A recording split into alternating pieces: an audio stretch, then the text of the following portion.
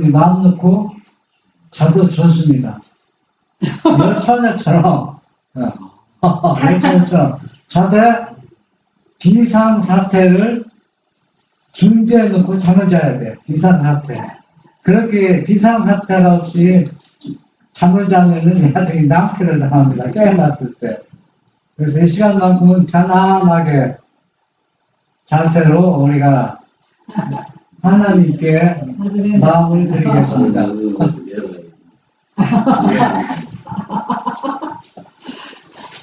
마태복음 25장 1절 8절 은별이가 읽어볼까요? 그때 천국은 마치 등을 들고 신랑을 맞으러 나가는 처녀와 같다 하리니 이 그 중에 다섯은 미련하고 다섯은 슬기 있는지라. 3. 미련한 자들은 등을 가지되 미련한 자들은 등을 가지되 기름을 가지지 아니하고 슬기 있는 자들은 그릇에 기름을 담아 등과 함께 가져더니 신랑이 더디 오므로 다 변화 잘새 밤중에 소리가 나되 보라 신랑이로다 맞으러 나오라 하매 이에 그 처녀들이 다 일어나 등을 준비하세. 미련한 자들이 슬기 있는 자들에게 우리 등불이 꺼져 가니 너희 기름을 좀 나눠달라 하거늘. 여러분들은 이 이야기를 보면서 우리나라도 60년대 그때 기억나는 게 결혼할 때 가마 타고 결혼 가는 사람들이 그렇게 드물었어 60년대도. 그런데 제 누님이 가마 타고 시집 갔거든요. 그런데 제가 은별이 많았을 때 기억나는 거는 그때 결혼하면 잔치가 3일 있어요 집에서. 지금은 다 예식장에서 하루는 끝나잖아요. 그때는 집에서 3일 잔치하고 신랑이 하룻밤 와서 신부집에서 자고 그 신부를 데리고 신랑집을 갔는데 신랑이 도착하기 전에 마당 그 뒤에 길 옆에 신랑 오는 길에 양쪽에다 큰 불을 지었어요. 불을 환하게 신랑이었대요. 잘 두르라고 신부집에 잘 두르라고. 그런데 그 옛날에 동양에 이스라엘라도 결혼식 할 때 그런 풍습이 있었어요. 그러니까 이 결혼식은 우리가 낮에 하는데 이거는 주로 밤에 결혼식을 한 것입니다. 그러니까 실제 상황을 보고 예수님이 비유로 지금 말씀하고 계시는 겁니다. 이게 그냥 사람의 생각을 한 게 아니라 이때 이런 일들이 종종 일어나고 있었다는 얘기입니다. 신불교원 406쪽에 보면 신부의 집 가까이에는 흰옷을 입은 10처녀가 기다리고 있었다. 그들은 각각 불이 켜진 등과 기름을 담은 작은 병을 갖고 있었다. 모두 다 신랑이 나타나기를 고대하고 있었다. 그러나 신랑은 지체하였다. 1시간이 가고 2시간이 지났다. 기다리는 자들은 피곤해서 잠이 들고 말았다. 오늘날 예식장은 그때 시간이 딱 정해져 있어요. 12시 50분, 1시 10분은 어떤 일이 있더라도 그 시간에 결혼식이 진행되죠.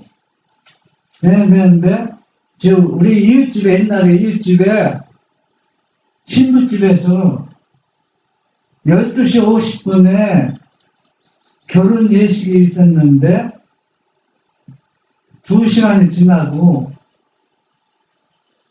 신랑이 안 와요. 하객들도 안 오고, 신부집 집안만 있고 예식장이 있는 거예요. 그런데, 그러면, 이게 보통 사건이 아니잖아요. 이게. 그렇잖아요. 그러면 신랑집에서 고의적으로 안 왔느냐? 아닌데, 신랑집은 다른 예식장에서 또 신부집장부터 2시간 기다리게 돼요. 서로가 약속이었대요. 장소가 오해가 있어서 틀린 거예요. 그러면 그 얘기 하나만 맞아요. 또 제 친구 후배가 제 충청도 광천에서 예식을 하는데 신랑이 2시간 기다려도 신부가 안 와서 그 결혼식을 갔다가 돌아왔어요. 그런 일이 종종 있다는 얘기 생각했고, 참 이거는 있을 수 없는 일들이라고 하지만은 있을 수 있어요. 여기도 신랑을 위해서 등을 준비한 여처녀가 잠을 자고 있었다는 것, 어떻게 보면 이해할 수 없는 일이에요. 가장 이 신부들은 등을 들고 있는 게 중요하거든요. 중요해서 신랑을 환영을 맞이했는데 잠을 자고 있었다는 얘기는 오늘날 같은 것 모가지가 떨어져 나가는 것이죠. 직장에 나가고 뭐가 다 그렇잖아요. 그런데 우리 신앙생활도 평상시 내가 잘 나가고 있다고 생각하지만은 본인도 모르겠대요. 열처녀처럼 잠을 자고 있는 상태거든요. 그런데 이 잠자고 있는 사람들을 깨우는 기별이 바로 현대진리입니다. 현대진리. 각 시대마다 주어진 진리가 있잖아요. 그 현대진리가 그 시대에는 가장 중요하지만 그러나 영혼을 구원하는 능력은 없어요. 잠을 깨우는 것이지. 잠을. 영혼을 구원하는 구원은 누가 뭐라 해도 셋째 천사의 기별뿐이 없는 겁니다. 영혼을 구원하는 기별은 우리가 영생하는 기별은 셋째 천사의 기별이고 현대주의는 각 시대마다 주어지는 게 셋째 천사의 기별도 약간 포함되어 있지만 그거는 잠자는 영혼을 깨우는 기별이라는 얘기입니다. 신물교원 406 밤중이 되어 보라 신랑이로다 맞으러 나오라는 부르짖음이 들려왔다. 졸고 있던 자들은 황급히 깨어 벌떡 일어났다. 그들은 횃불을 환히 밝히고 음악에 맞춰 즐거운 혼례 행렬이 다가오고 있는 것을 보았다. 저는 봤어요. 신랑이 올 때 그냥 신랑이 보는 게 아니라 말 타고 오거든. 신랑은 말 타고 오고 그 주위에 행렬이 몇 사람이 따라와요. 신랑 친구들이 따라오고 그러면은 악기를 어떤 사람은 이렇게 누르는 거 뭐라고 아코디언 하면 막 소리가 크게 들립니다. 그것도 한밤중에 하면 소리가 얼마나 크게 들리겠어요. 한밤중에 누르면서 오거든요. 그러니까 아무리 잠을 자는 신부도 이 소리에 다 깨어났어요. 신부가 아니고 신부죠. 열처녀들이 다 깨어났어요. 깨어났는데 문제는 깨긴 깨어났는데 문제가 발생했어요. 어떤 문제가 발생했어요?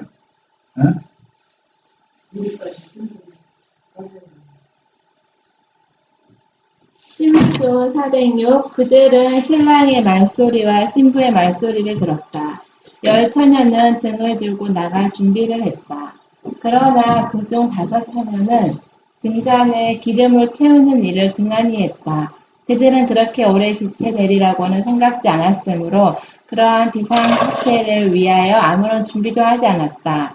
그들은 절박하여 슬기 있는 처녀들에게 우리 등불이 꺼져가니 너희 기름을 좀 나눠달라고 애원하였다. 신랑이 신부집에 가는 거는 그냥 가는 게 아니에요. 처음에 답사를 합니다. 시간이 얼마 걸릴지. 그때는 걸어가니까. 그러면 몇 시에 도착할지 다 알고 있어요. 다. 네, 미리 이것도 여행설을 합니다. 그냥 갑자기 날짜 잡아서 그런 게 아니라 여행설을 실제 신랑 친구들이 한번 다녀가거든요. 다녀가서 그러면 신부집에서는 몇 시경에 신랑이 도착할 것이다. 이미 다 알고 있어요. 알고 있는데 여기도 몇 시에 도착할 것을 알고 있는데 생각이고 1시간도 지나도 신랑이 안 오고 2시간이 지나도 신랑이 안 오는 겁니다. 근데 열처녀들은 신랑이고 그렇게 오래 지체해드리라고 생각하지 않았거든요. 그래서 그래도 슬기 있는 처녀는 등에 기름을 가득 채우고 미련한 처녀도 등에 기름을 가득 채웠어요. 채웠는데 여러분 호르등불 켜봤어요? 호르등불이 뭔지 알아요? 호르등불. 네. 호르등불은 등이 큰 게 있어요. 이만큼 큰 게 있는데 그놈을 켜면 환해요. 뭐 전기만큼 환하지 않잖아. 근데 그게 기름이 많이 먹혀요. 기름. 호르몬불이 있는데 큰 거, 작은 건 기름 안 먹히는데 거기에 이빨 채워도 얼마 안 가. 기름이 금방 없어지거든. 그러니까 열천여가 다 지금 어때요? 포로전불을 지금 등에 드는데 기름을 가득 채웠어요. 채웠는데 2시간쯤 지나니까 가득 채웠던 기름이 거의 말라가는 거예요. 그러니까 지금 뭡니까? 다사천여는 기름에 등이 없어 꺼져왔는데 다사천여는 또 기름을 준다는 또 그릇을 가지고 왔잖아요. 그릇을. 그래서 신랑이 온다는 소리를 듣고서 빨리 그 기름을 어디다 채우는 겁니까? 등지 안에 채우는 거예요. 그러니까 불이 어때요? 계속 환하게 타는데 다사천여의 불이 꺼져버리는 겁니다. 왜? 뭐가 없어? 기름이 없어서. 그래서 기름은 다 나오는 겁니다. 다사천여일 때. 다사천여가 기름 줄 게 있으니까 이미 어디에 부었어요? 자기 등에 기름을 부었잖아요. 그래서 줄 기름이 없는 겁니다. 이것은 뭐냐면, 내가 품성이 아무리 좋다고 해도, 내가 아무리 열렬하 하더라도, 나의 것을 남에게 주어서 구원은 주는 게 아니라는 얘기입니다. 이게. 그러나 슬기 있는 다사천여는 이미 병의 기름을 다 등잔에 부은 후였으므로 그들에게 나누어 줄 것이 없었다. 그래서 저희는 우리와 너희의 쓰기에 다 부족할까 하노니 차라리 파는 자들에게 가서 너희 쓸 것을 사라고 대답하였다. 이거는 가게에 가서 사러 간다는 얘기는 다사천여는 누구로부터 받았는 예수님부터 받았는데 다사천여는 이란천은 자기 의를 가져간 자기 의를 가져갔을 때 예수님이 나는 너를 모른다고 하는 겁니다. 우리가 내 의로 내 믿음이 아무리 탁월하고 내가 성경 말씀 아무리 탁월하다 할지라도 자기 의로는 우리가 어디에 들어가지 못해요. 영생에 들어갈 수 없는 것입니다.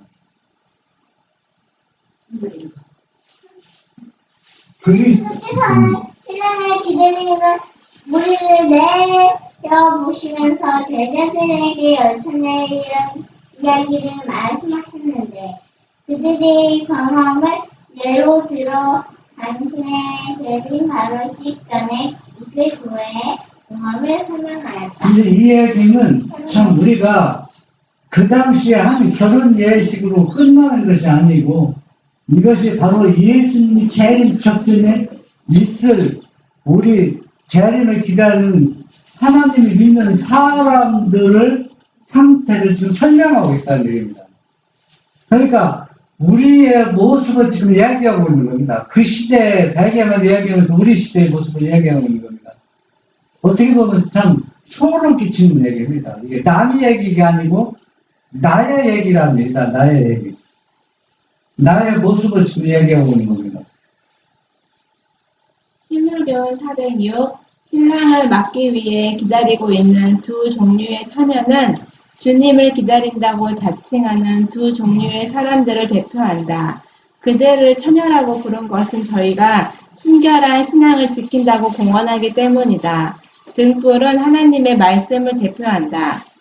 시편 기자는 주의 말씀은 내 발의 등이요 내 길의 빛이니이다 라고 말하였다. 그리고 기름은 성령을 표상한다. 네, 등은 주님의 말씀이고 또 뭡니까? 기름은 예수님의 성령을 이야기하거든요.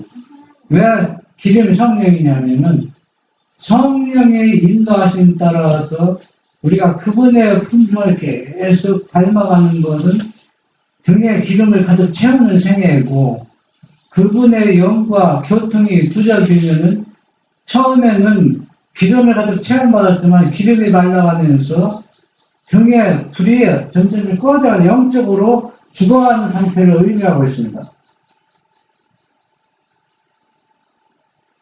비유 가운데 열 처녀가 다 신랑을 맞기 위하여 나아갔다. 모두가 다 등과 기름 담을 그릇을 가지고 있었다. 처음 얼마 동안은 그들 사이에 별다른 차이를 볼 수 없었다. 이와 같이 그리스도의 재림 바로 전에 사는 교회도 그러하다. 모든 사람이 다 성경의 지식을 가지고 있고 그리스도께서 오실 때가 가까웠다는 기별을 들었으며 그분이 오실 것을 확신하며 기다리고 있다. 예. 그러면 지금 슬기로운 처녀와 미련한 처녀의 차이점은 같이 잠잘 때는 차이가 없어요. 똑같아요. 그러면 미련한 처녀는 바리새인은 어떤 사람하고 성경에 봐 외식하는 자가 있잖아요. 외식하는 자. 외식하는 자라는 얘기는 한 번도 거듭남을 경험하지 못하고 죄를 버리지 않는 상태로 외식하는 자라는 얘기거든요. 그런데 이 미련한 다섯 처녀는 외식하는 자가 아니라고 했어요. 순결한 처녀. 그러니까 믿음대로 살라고 하고 죄를 버리는 경험도 있었고 거듭남의 경험도 있었다는 얘기입니다. 이게. 그렇기 때문에 이들은 그분이 점점 신랑이 가까이 올 때 그들은 계속 거듭남의 경험과 죄를 버리는 생애를 해야 되는데 한 번 했다고 해서 그 다음에 단절이 돼버리는 겁니다. 영적으로 고갈 상태에 이르는 겁니다. 그러나 이 비유 가운데 나타나는 일들은 오늘날에도 볼 수 있다. 기다리는 시간에 우리의 마음은 시험을 받는다. 보라, 신랑이 오다, 맞으러 나오라고 부르짖을 때 준비되지 못한 사람이 많을 것이다. 그들은 등을 가졌으나 기름 그릇에 기름을 갖고 있지 않다. 그들은 뭐가 결핍되어 있어요? 성령이 결핍되어 있다는 얘기는 주님과 교통이 결핍되어 있다는 얘기입니다. 왜 우리가 이 주사님도 자녀가 있잖아요. 가족이 있잖아요. 가족이 있으면은 가족과 관계를 완전히 끊어버리면 어때요? 끊어버리면은 그 관계가 어때요? 끝나는 거지. 끝나기보다도 가까워질 수가 없잖아요. 관계가. 그럼 멀리 있어도 전화하고 서로 교통하는 서로 교류가 있어야 되잖아요. 그러면은 이것도 또 영적으로 똑같거든요. 영적으로도 그분과 교류가 없으면은 등에 지금 아무리 밝게 빛을 비추고 있다 할지라도 기름이 점점 말라가면은 등이 어때요? 불이 꺼져 간다는 얘기입니다. 하나님의 성령이 없이 하나님의 말씀만을 아는 것은 아무 소용이 없다. 성령의 감화가 없는 진리의 이론만으로는 사람의 심령을 깨우치고 마음을 심화시킬 수 없다. 우리가 비록 성경의 말씀과 약속들에 정통하다 할지라도 하나님의 영이 진리를 깊이 깨닫게 하지 않을 것 같으면 우리의 품성은 변화되지 않을 것이다. 성령이 우리 마음을 밝혀주지 않을 것 같으면 사람들은 진리와 오류를 분간할 수 없게 될 것이며 저희는 사단의 교묘한 시험에 빠지게 될 것이다. 여기서 분명히 지적하고 있는 거 있습니다.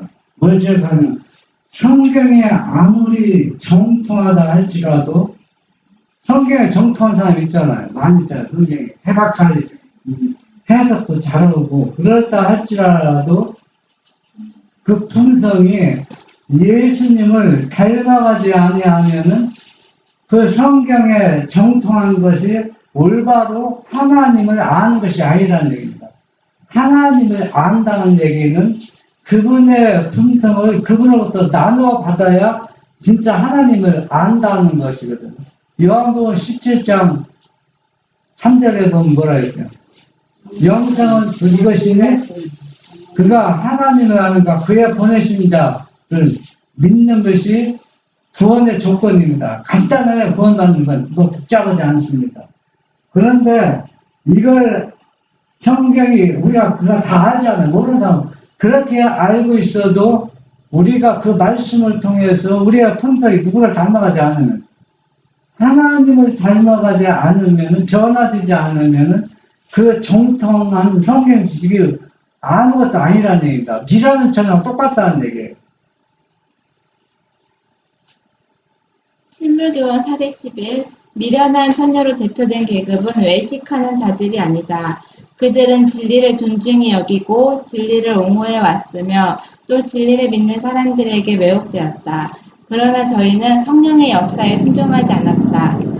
그들은 반석 되시는 예수님 위에 떨어져 저희의 옛 성질을 깨뜨리려 하지 않았다. 네. 이 미련한 다섯천은 예식하는 자가 아니고 가식이 아니었습니다. 진심으로 진리를 갈망했고 또 성경을 연구했고 그분과 교통하는 것을 기뻐하고 좋아했고 그렇게 살았습니다. 사람들의 문제는 계속 말씀에 순종하지 않았다는 얘기입니다. 이 계급은 또한 돌밭에 떨어진 씨로 묘사된 성경을 대표한다.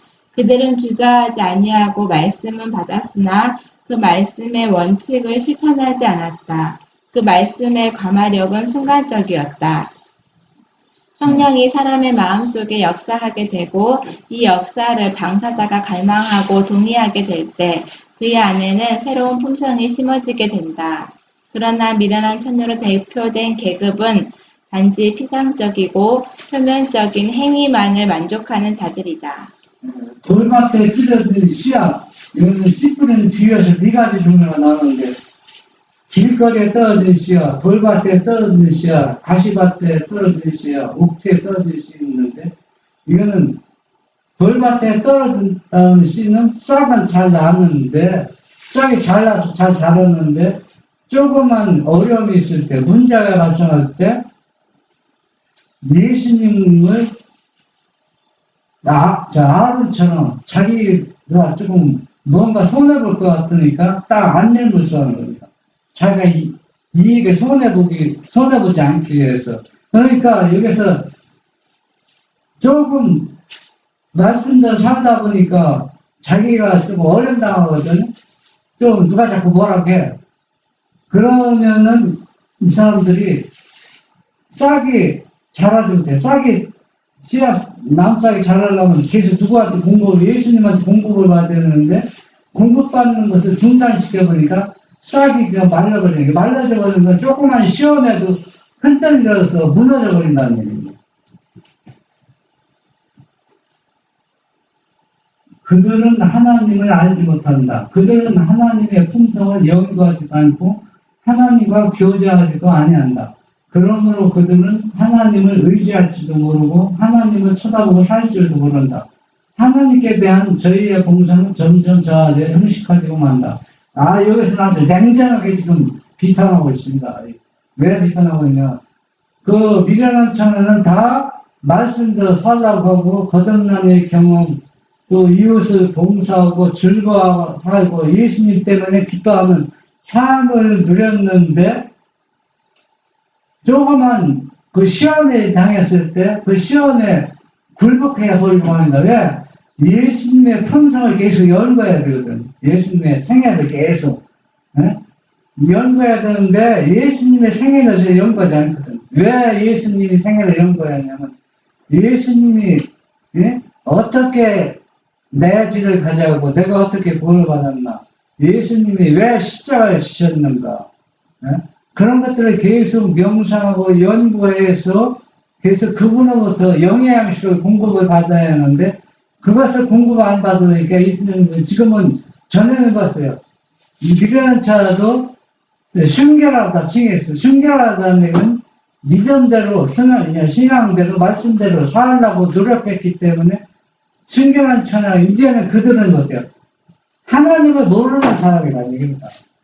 하나님을 모르는 사람이고 냉정하게 지금 얘기하고 있습니다.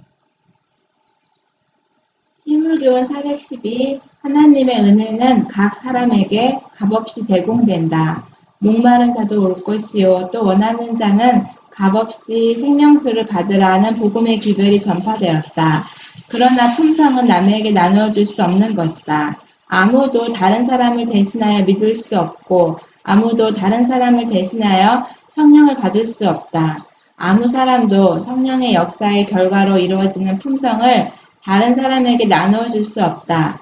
비록 노아, 다니엘, 욥이 거기 있을지라도 나의 삶을 두고 맹세하노니 그들은 자녀도 건지지 못하고 자기의 의로 자기의 생명만 건지리라. 나 주 여호와의 말이니라. 노아, 다니엘, 욥은 구약에서 나오는 믿음으로 살아가는 베테랑들입니다. 이런 사람이 지금 있다 할지라도 그들의 믿음은 얼마나 높습니까? 그런 사람이 있어도 그 믿음은 자기만 구원하는 겁니다. 자기 자녀도 구원시킬 수 없다는 얘기입니다.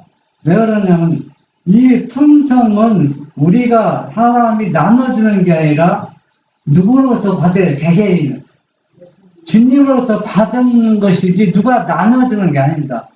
누가 믿음이 좋다고 해서 그 믿음을 다른 사람에게 공급해 줄 수는 없다는 얘기입니다. 품성은 위기의 때에 나타난다. 보라 신랑이로다 맞으러 나오라는 건장한 소리가 들리고 졸던 처녀들이 잠을 깨웠을 때 누가 준비되었는지를 알게 되었다. 기다리는 처녀들은 나와 맞으라는 소리를 갑자기 듣게 되었다. 그 중에 어떤 이들이 이 불의의 사태를 위해 준비하고 있었고 어떤 이들은 준비하지 못하고 있었다. 먼저 번에 비상사태가 나왔는데 여기에 나왔기 때문에 그 설명을 안 들었는데 이 비상사태로 해서 이 불의한 사태를 위해서 항상 예비하고 준비해야 돼요. 준비라는 얘기는 무슨 얘기냐면 우리가 어떤 때는 지금은 큰 돈이 필요가 없잖아요. 지금은. 그런데 만약에 내가 아파서 갑자기 병원에서 수술을 받아야 됐다. 그러면 돈 없으면 수술도 안 해줘요. 돈, 그렇잖아요. 계약 쓸 때 돈 안 주면 계약합니다. 서약하잖아요, 그게다. 그러면은 이런 사태를 위해서 우리가 돈을 예금해 놓으라겠거든, 얼마씩. 많은 돈은 아니지만. 그와 같이 우리가 신앙도 이 불의 사태를 해서 준비하는 것은 우리가 이 품성은 어느 순간에 한꺼번에 딱 변화되고 달라지는 게 아니에요. 품성. 우리가 생활 속에서 조금씩 변화되어서 이 불의한 사태를 해서 준비해 놓은 것입니다. 근데 슬기로운 처녀는 이미 잠을 잤지만 등을 손질해서 이 품성에 손질을 하고 있었다는 얘기입니다. 그런데 미련한 처녀는 계속 잠만 자고 있었다는 겁니다. 이와 같이 지금도 뜻밖의 재난이나 죽음에 직면하게 될 어떤 사태가 생길 때 과연 그가 하나님의 약속을 참으로 믿고 있었는지의 여부가 판명될 것이며 또 그의 마음이 은혜로 말미암아 보존되어 있는지를 드러낼 것이다. 은혜의 시기가 끝나고 최후의 큰 시련이 임하게 될 것인데 그때 가서 심령의 부족을 채우기에는 너무 늦게 될 것이다. 우리 주위에서는 우리의 도움이 필요한 사람들이 꽤 많이 있습니다. 근데 그러한 사람을 찾았을 때 우리가 그들에게 무엇을 도와줄 수 있느냐가 그러나 준비된 사람은 그들을 도와줄 수 있어요. 그러면 만약에 집사님이 아주 어려운 처지에 놓여 있어요. 그러면 그 사람을 돕고 싶은데 도울 수 있는 방법이 우리가 준비가 되어 있어야 됩니다. 그러면 그 도울 수 있는 준비가 뭐냐? 사람은 돈 때문에 제일 걱정할 만한 것이 돈 걱정이지 할 만한 걱정이래요. 돈은 어때요? 얼마든지 어때요? 노력만 하면 할 수 있잖아요, 여기는. 네, 돈은. 그런데 어떤 사람이 병으로 죽어간다. 그건 돈으로 그 사람 살릴 수 있는 게 아니잖아요. 그러면 그런 사람을 살릴 수 있는 우리가 준비를 하고 있어야 되거든요. 준비를. 어떻게 이 사람을 죽어가는 영혼을, 이 어려움당한 사람을 어려움에서 건져낼 수 있는가. 그런 사람을 만날 수 있어요. 이 영혼들이 우리가 알지 못하지만 우리가 준비되면 그런 영혼을 하나님께서 만나게 해준다는 얘기입니다. 지금은 우리가 그런 영혼을 만나도 도와줄 준비가 안 됐기 때문에 그런 영혼을 우리가 못 만나는 거거든요. 우리가 준비만 되면 그런 영혼을 하나님께서 보내주고 또 만나게 해주는 겁니다. 우리는 보라 신랑이로다 라는 소리를 듣고 비로소 깨어나 텅 빈 기름병을 잡고 기름을 넣으려고 하는 그런 방법으로는 주님을 맞을 준비를 할 수 없다. 우리가 이 지상에 살 동안 그리스도를 멀리 떠난 생애를 살았다면 하늘에 가서도 그분과 교제하며 살기에는 합당치 못할 것이다. 이 비유를 보면 슬기 있는 처녀들은 등을 가졌을 뿐 아니라 그릇에 기름을 담아 가지고 있었다. 여러분이 하나님을 전혀 믿지 않는 사람들에게 예수 믿으라는 씨알도 안 먹게 하는, 왜 씨알도 안 먹냐면 사는 게 걱정이 없어요. 집에 텔레비 있지, 뭐 심심하지 않지. 옛날에는 먹고 사는 게 어렵기 때문에 누군가가 도움이 필요하기 때문에, 예?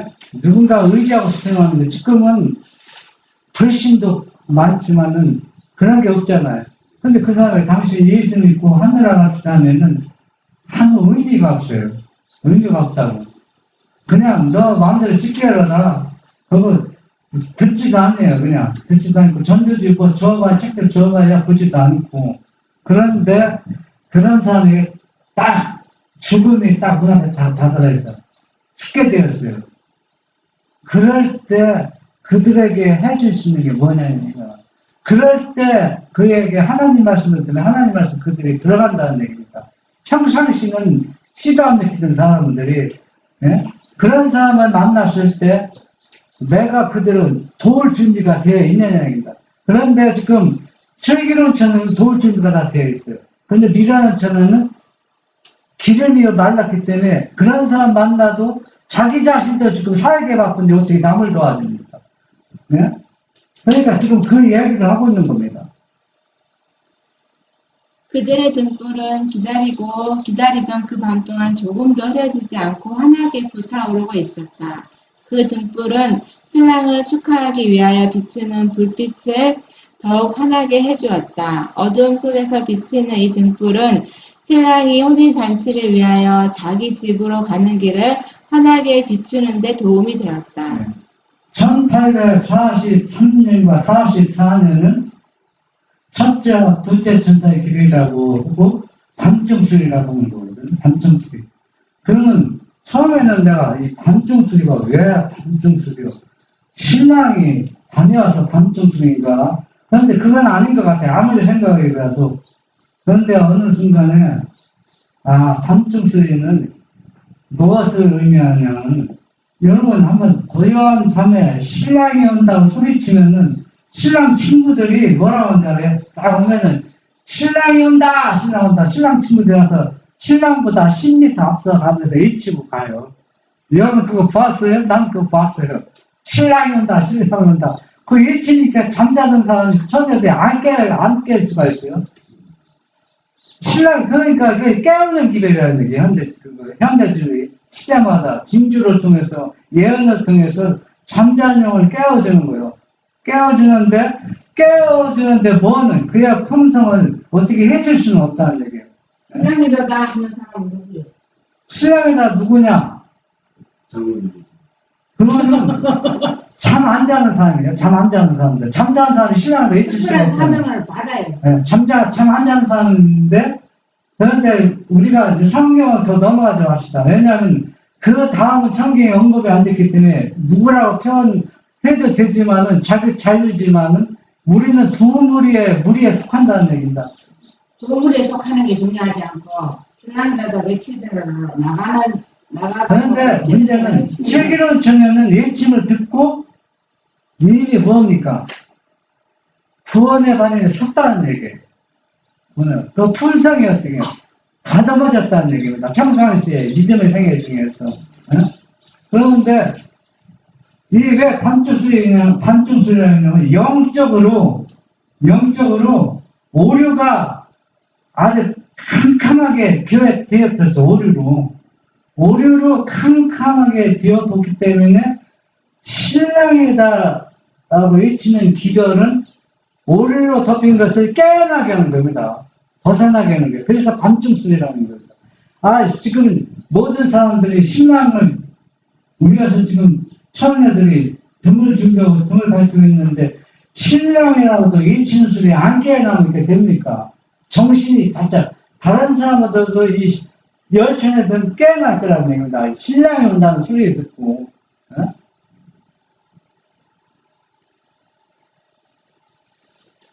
신랑이 올 때는 가장 캄캄한 밤중이었다. 이와 같이 그리스도의 재림도 이 지상 역사의 가장 캄캄한 시대, 영적으로 하니 캄캄한 시대라는 얘기. 그래서 밤중 소리라는 얘기입니다. 캄캄한 시대에 있을 것이다. 노아와 롯 시대의 형편도 인자고기 직전이 세상 형편을 잘 조사하고 있다. 이 시대를 예언하는 성경책들은 사단의 모든 힘과 불의 모든 속임으로 활동할 것을 말하고 있다. 그의 활동은 마지막 날에 급속도로 증가하는 어둠과 오류로 이단과 미혹으로 온 교회가 깜깜하게 영적으로 덮여 있다는 얘기입니다. 이 덮여 있는 것은 신랑이다 이치는 소리로 깨우는 겁니다. 사단은 단지 세상을 사로잡을 뿐 아니라 그의 속임수로 우리 주 예수 그리스도의 교회라고 자처하는 교회들을 암암리에 부패시키고 있다. 큰 대두는 점점 격화되어 광선이 통과할 수 없는 충남같이 캄캄한 지경에 이르게 될 것이다. 그때는 하나님의 백성들에게 진리를 위한 시련이 밤이 될 것이며 슬픔의 밤과 핍박의 밤이 될 것이다. 그러나 이 어두운 밤으로부터 하나님의 빛이 비치게 될 것이다. 우리가 신랑이로다 일칠 때 사람들이 다 하나님을 영접하느냐면 노아의 시대와 똑같다. 노아가 그렇게 120년 동안 있었지만 결국은 방주에 들어간 사람 몇 명뿐이에요. 8명 뿐이에요. 그럼 예수님이 재림할 때 똑같은 현상이 역사가 반복된다는 얘기입니다. 그리고 진리를 잊히던 사람들은 어떻게 돼요? 핍박을 당하니까 시련이 밤이 된다는 얘기예요. 그러면 여러분 14만 4천이 숫자가 많은 게 아니에요, 여러분. 노아의 8식구처럼 아주 작은 숫자입니다. 예? 지금 인구가 몇 명인데요? 그러니까 약 60억 넘잖아요. 60억 넘는 중에서 14만 4천. 그리고 또 우리가 재림교회가 진리를 받았다고 인정하고 뭐 한다, 올바른길을 간다고 하면 재림교회도 지금 2천만 명이 넘어요. 한국은 그렇지. 세계적으로 하면 세계적으로 2천만 명이 그냥 넘는 2천만 명. 예, 2천만 명. 2천만 명인데 구원 얻은 사람들은 14만 4천이라는 얘기예요. 14만, 아주 작은 숫자라는 얘기입니다. 이 세상을 덮고 있는 어두움은 하나님에 대한 오해의 어두움이다. 사람들은 하나님의 품성에 대한 지식을 잃어버리고 있다. 하나님의 품성은 잘못 이해되고 그릇 해석되고 있다. 이러한 때에 하나님께서 주신 기별이 전해져야 한다. 이 기별은 광범위한 가마력과 구원의 능력을 가지고 있다. 하나님의 품성이 널리 알려지게 해야 한다. 이 어두운 세상에 하나님의 영광의 빛, 곧 그분의 인자와 긍휼과 진리의 빛을 비춰주어야 한다. 쉽게 따지면 이게 사단과 하나님과 품성 전쟁입니다. 성품 전쟁이에요. 하나님의 성품을 올바로 이해하기 위해서 성경이 주어졌고, 사단은 하나님의 성품을 왜곡시키고 오해시켜서 사단의 성품을 담게 해서 멸망시키는 거. 품성 전쟁이거든. 성품 전쟁이라는 게. 그러니까 죄를 짓는 것, 우리가 상하되지 못하고 변화되지 못하는 것은 하나님의 오해된 성품을 올바로 내가 바로잡지 못하고 올바로 이해하지 못해서 이런 일들이 일어나고 있다는 겁니다. 그래서 이 진리 기별은 오해된 하나님의 성품을 바로잡고 바로 알려주는 것입니다. 그것이 바로 우리가 해야 할 일이고 성경에 주어진 목적이라는 얘기입니다. 신물경어 416 신랑의 오심을 기다리는 자들은 백성들에게 너희 하나님을 보라고 외쳐야 한다. 세상의 빛이 마지막 자비의 빛, 곧 세상에 전파되어야 할 마지막 긍휼의 기별은 하나님의 사랑의 품성을 드러내는 것이다. 하나님의 자녀들은 하나님의 영광을 드러내야 한다. 그들은 저희의 생애와 품성을 통하여 저희를 위하여 행하신 하나님의 은혜를 나타내야 한다.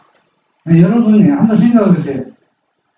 우리가 전부 때 하나님은 노하게 더디하시고 자비롭고 은혜로 우리를 사랑하십니다. 아무리 얘기해도 그들에게 씨알이 안 느낀다는 거죠. 왜? 그들이 뭐 하나님 사랑을 보았어요. 뭐 경험해봤어요. 아니, 그러면 그 하나님의 품성, 그 사랑을 무엇으로 그들에게 말해줄 거는 얘기입니다. 무엇을. 그러니까 그분의 품성에 대해서, 생에 대해서 이제 집중적으로 연구하고 공부하라는 얘기입니다. 그래야 그분이 사랑이, 왜 그분은 사랑이라고 했었는지, 왜 서로 사랑하라고 했는지, 그것을 우리가 알게 된다는 얘기입니다. 뭐, 저 사람이 예수님은 사랑입니다. 그럼 그 사랑이 무엇냐고 질문은 뭐라고 대답해요? 그분의 생애를 우리가 알아야 되잖아. 예? 그분의 생애를. 만약에 집사님이, 집사님은 참 겸손하고 참 사랑이 많은 분입니다. 그러면은 그 얘기를 하는 사람은 집사님이 사랑을 보았기 때문에 하는 얘기잖아요. 남을 불쌍한 사람을 도와주고, 봉사해주고, 어려운 당한 사람을 도와주고, 그리고 그것을 내 눈으로 보았기 때문에, 이거는 진짜 사랑을 실천한 분이다. 얘기했었지만, 그러나 우리도 하나님 그 사랑을 우리가 그분한테 나눠받고 그 사랑을 내가 동참하여 그분이 이런 사랑입니다. 얘기해 줄 수 있는데, 내가 경험해보지 않으면 사랑이가 아무리 잊혀도 상대방에게 전달이 안 된다는 얘기예요. 11교 418 세상에는 절망 상태에 있는 자들이 많이 있다. 그런 사람들에게는 밝은 태양빛을 비춰주라. 용기를 잃은 자들도 많이 있다. 그들에게는 용기를 줄 만한 말을 해주고 그들을 위해 기도하라. 생명의 떡이 요구되는 자들이 있다. 그들에게는 성경 말씀을 읽어주라. 내용이 있어요. 한 사람은 전도하는데, 만약에 그 사람이 이제 용무거든. 신용호인데, 용무가 지금도 약을 한 주먹씩 먹어요. 약으로 살아가거든. 신경통, 무슨 약이라고 5가지. 그 약을 안 먹으면은 몸이 통증이 와서 견디고 잠도 한숨도 못 자. 약을 먹어야 잠자는데. 그래서 만약에 지금 용우가 죽게 되었을 때, 약도 돈으로 사니까 해결이 됐잖아요. 그러면 약도 돈이 없어 약도 못 사고 이렇게 할 때 해결할 수 있는 방법이 있느니까 방법은 하나 있다. 죽으면 된다는 거야. 죽으면 아무것도 모르잖아.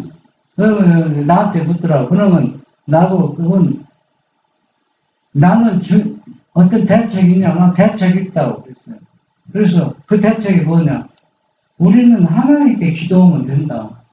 하나님은 죽은 사람도 살리는 걸 성경에 기록되어 있고, 병으로 죽어가는 사람도 살렸고, 귀신한테 사로잡힌 사람도 살렸고, 중풍병으로 고생하는 사람도 살렸다. 그래서 하나님은 전지전능하기 때문에 내가 그분한테 간절히 기도하면은 그분께서 나의 기도도 들어주신다. 그래서 나는 걱정이 없다. 얘기하니까 그 사람이 그렇겠네. 그래서 그 사람이 이제 지금 교회 나가거든요. 교회 나왔는데 우리는 이건 바로 뭐냐. 우리가 그렇게 준비되어 있으면은 하나님께서 우리에게 뭘 맡겨요? 이익감을 맡기신다는 거예요. 그러니까 우리가 성경을 많이 아는 것 중요하다고 생각하지만 그거보다 더 중요한 거는 성경을 알면 알수록, 성경을 보면 볼수록 무엇도 따라가야 돼. 나의 품성도 그분을 닮아가야 된다는 얘기입니다. 닮아가지 않으면은 일하는 처녀와 똑같아서 예수님 뭐라고 하면 너는 하나님을 모르는 자라고 얘기합니다. 아는 게 아니라는 얘기입니다. 그것도 다 알고 읽었어. 세상의 유황으로도 고칠 수 없고 의사도 고칠 수 없는 영적으로 병든 자들이 많이 있다. 이런 사람들을 위하여 기도하고 그들을 예수께로 데려오라. 이게 가장 좋은 치료법이에요. 이보다 더 좋은 치료법은 없죠.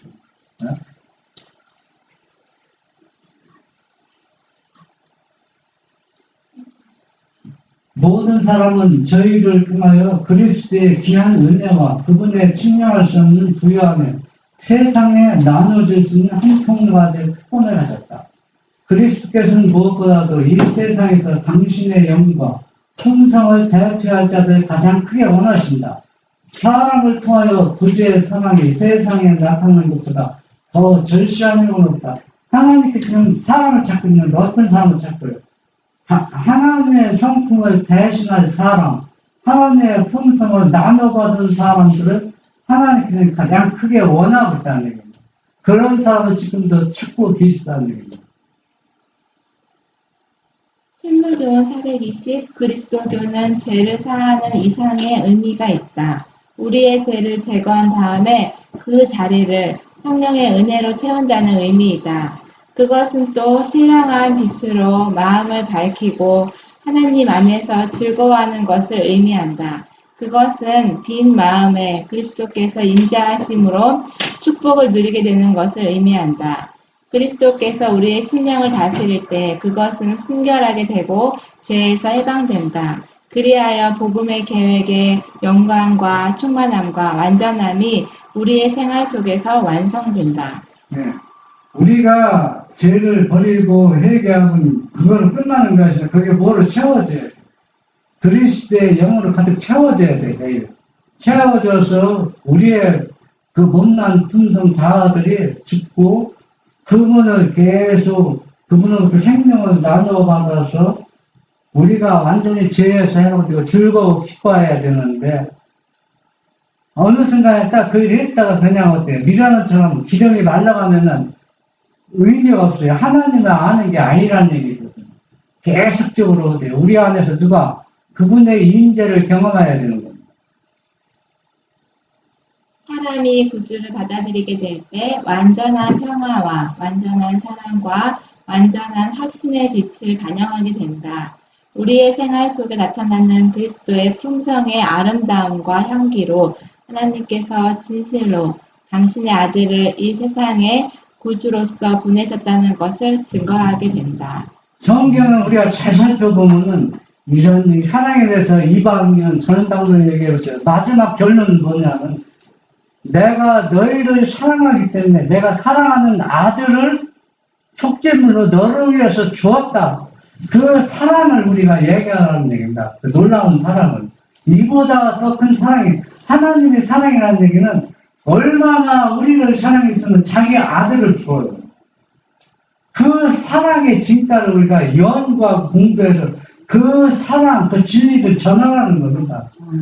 그래야 그 영혼이 그 사랑을 나눠받는 것입니다.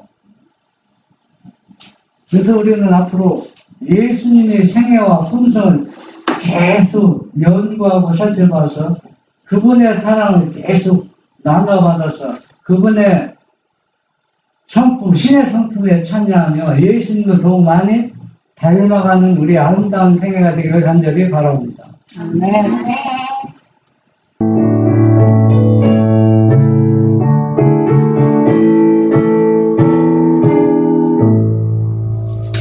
주의 맑은 빛과 기쁨지는 자유 너의 가득 늘 밝게 하는 것 정성하게 가는 성도들이 네 앞에 빚어지는가 모든 피부로 눈물 가서 세상 밝게 비춰지리라 주의 오시라를 많이 사고 화평히 여기나리는가 주의 사랑 너의 마음이 타고 영적의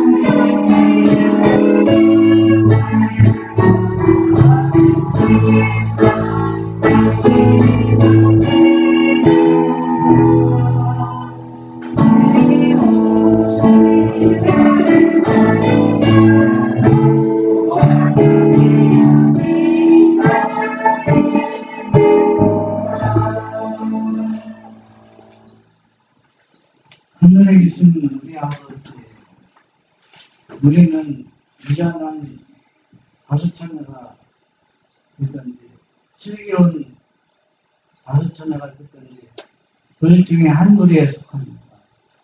그러나 슬기로운 처녀는 비상 사태를 위해서 그릇에 기름을 준비해서 이미 그들은 생애 속에서 등에 손질 하나님의 평생을 매일 나누어 가동으로 인해서 깨어났을 때 그들은 신랑을 맞이할 수 있는 것처럼 여기 계신 우리 모두가 다 슬기로운 처녀처럼 등을 밝히 매일 비치고 그릇에 기름을 담아서 예수님이 재림할 때까지 내가 가진 등불이 꺼지지 않는 믿음의 생애가 되도록 주님 인도하여 주시옵소서. 예수님의 이름으로 기도합니다.